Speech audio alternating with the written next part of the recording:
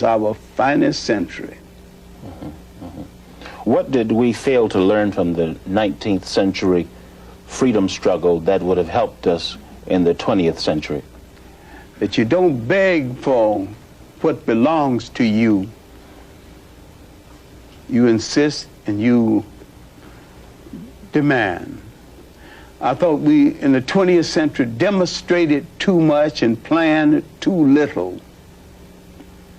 We shouted nation time when we did not understand what goes into the making of a nation.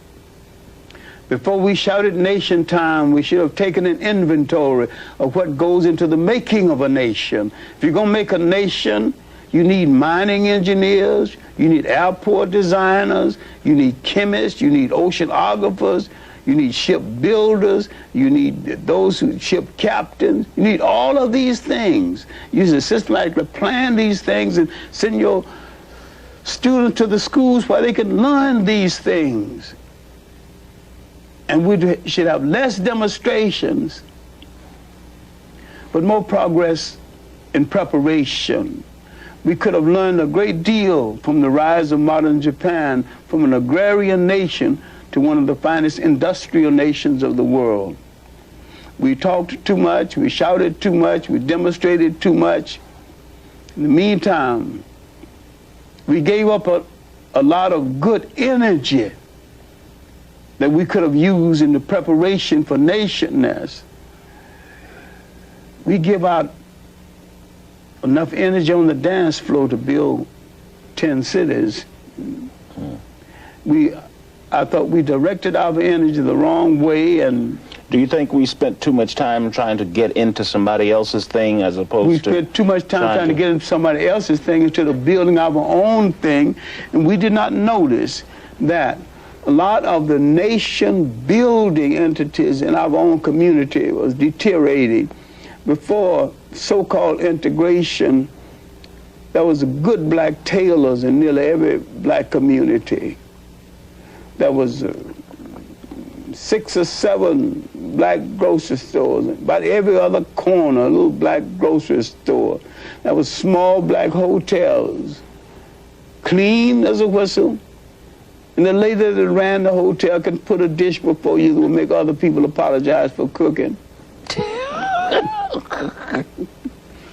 Or come integration when you can go into other hotels, you've been neglected those. Now come integration, you should put some money into that small hotel, make it a big hotel and continue to go there. She needed the money. The community still needed the money. We stopped going to a lot of our institute, a lot of our predominantly black colleges began to decline because of, we just got to be with the others. The NAACP syndrome set in.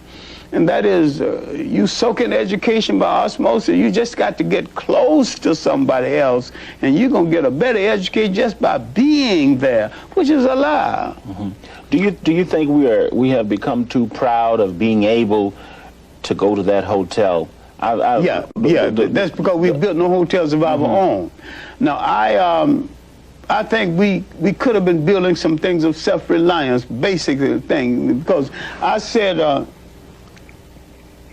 a few weeks ago that I'm tired of speeches, and that Farrakhan would impress me more if he built a shoelace factory. They're building all the shoes. And 4 years ago, I challenged a group at a family meeting in Louisville, Kentucky. I said, why don't we just let's just start making our underwear. One of the things about underwear is that nobody's looking at it except your private person. And so if you don't get it right at first, you have a little time to get it straight. But if you spend... But there is now a black-run underwear factory in Louisville, Kentucky, where I made the speech. It's called Kimwear. Isn't that better than making speeches? Go ahead and do. I hope the suits will come next, and so let's find jobs for our young people. Let's teach them to love each other and stop killing each other. Mm-hmm. But until we feel a sense of shame about always buying from other people, will we ever do any building? We got to feel a sense of shame for always buying from other people instead of organizing our own thing. We got to